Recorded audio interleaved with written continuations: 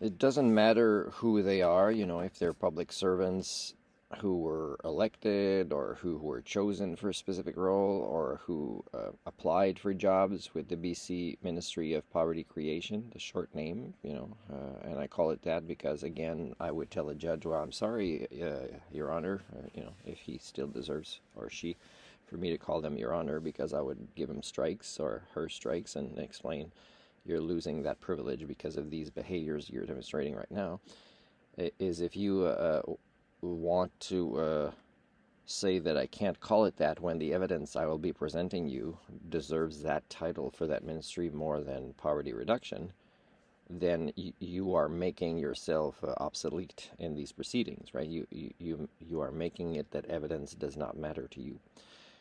So another thing I wanted to say is, let's say I get a call and a doctor that was assigned to send me for blood tests says, or ultrasound, so, and I didn't bring one of my results yet. I'm waiting for gas money to get some more poop in a container and bring it over there. But let's say they contact me and they say, Martin, we need to, somebody needs to talk to you in person, or are you okay if I talk to you on the phone, or do you have somebody to be with you, or whatever. Here's the news. And if the news is that I have advanced cancer and that I don't want any treatments for it, again, they're going to say, well, that's his mental illness, which I don't have, right? It's your mental illness, actually. But I would say, well, here are reasons that I don't want to undergo these treatments. And part of it is the data that is related to our medical system here.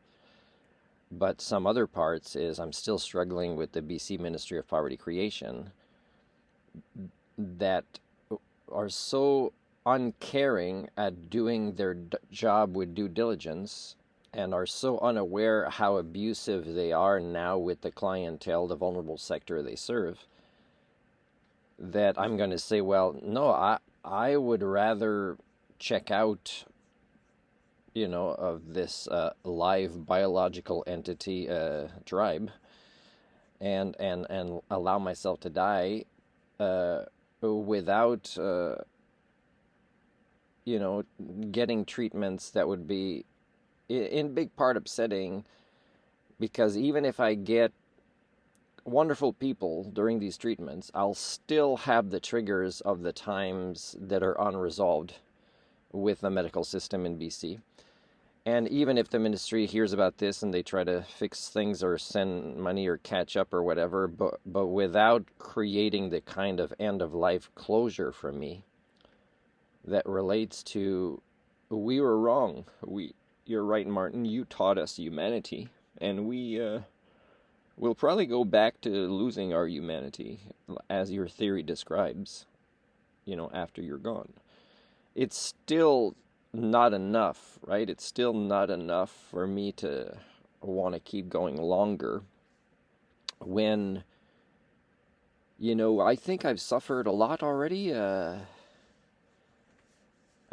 again, I don't, you'll say this is grandiosity or whatever, but, your Jesus character died at 33, and I've said in a post, I'm kind of jealous of that. Because if this Jesus person was or was not divine, and of course was not divine because that supernatural stuff doesn't exist, but let's say they wanted to role model the right thing, and he was lucky enough to have friends around when I don't, role modeling the right thing, is that proof that HSD has accelerated a lot? That I can role model what a good person would do and what solutions look like, and that I'm doing it more alone.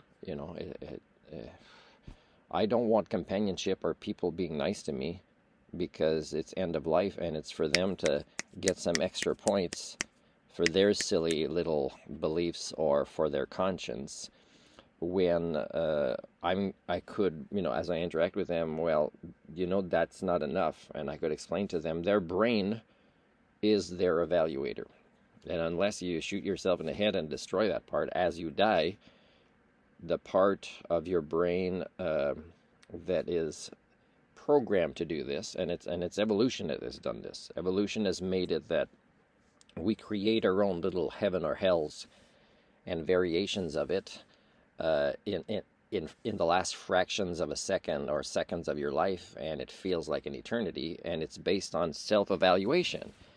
The most honest you can is the one where you know, you were inside your head. Did you really have no choice to do that action at that point? Even though it would have meant more hardships for you, but it was the right thing to do, let's say for the commons, or for role modeling, which is a powerful, powerful thing. Role modeling is a power. What you decide to do or not, whether it gets you in more hardships or not. And by the way, if you don't take on more hardships during the Anthropocene, you're most certainly part of the problem. And again, I could explain this to many people that claim to have some of the most ecocentric or environmental or planet-based values. When I say, well, are you willing to give up all of these comforts that you have? That, by the way, we need 6 planets to have. You know, like they have to realize, oh my God, you're right, this is to create all this home in my older years, where I feel weak and tired more often and just don't have the energy to argue or defend or research possible explanations for why it can justify this comfortable lifestyle.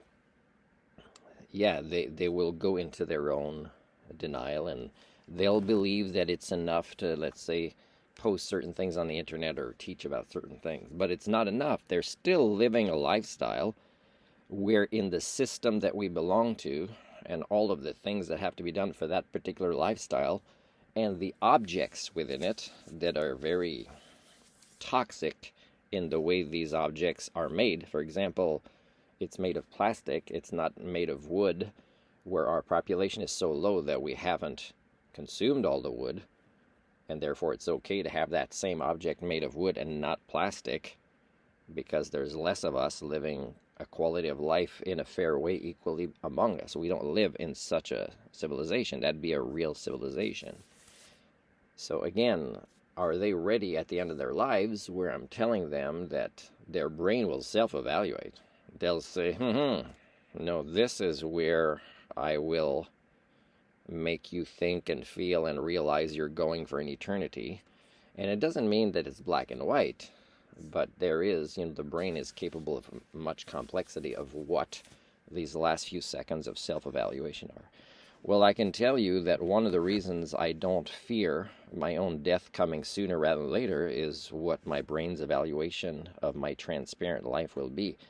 And also, I'm not eager to keep suffering among you, even when you decide to be nice to me, when, for me, I can really see the hypocrisy and the self-serving behaviors that you engage in it. So I'd rather kind of say, well, I'm still dealing with the Ministry of Poverty Creation. Right now they're withholding housing allowance. So in a way, I could ask a judge or the Human Rights Tribunal, I'm going to go hang out in a different province or territory, and I still want them, because I'm under their responsibility, to pay me this without the housing allowance. But I can't live here, but they still have to pay me because they don't give me a housing allowance, and they don't solve those problems. If they were willing to solve their problems, they wouldn't change ministers all the time, and they would work on projects where they invest their own monies into, let's say, supplying housing and making them commons and making the people that go there partake. Of course, they'd have to be guided by a real life skills coach, not the kind that health authorities think are life skills. And then eventually these people take more responsibility and they create these healthier communities. And the housing is owned by these ministries, so they'll offer a reasonable rate, and the rate is just withheld from the payment. So they don't have to worry about that, and things are fixed by them. Now, that's possible to do, but you have to care about the vulnerable sector you serve to get into these kinds of projects. So don't call yourselves the Ministry of Poverty Creation. You are the Ministry of, don't call yourselves Poverty Reduction. Call yourselves Poverty Creation, Homelessness Creation, addiction creation, and all those creative things that make you judge others for what you're doing to them.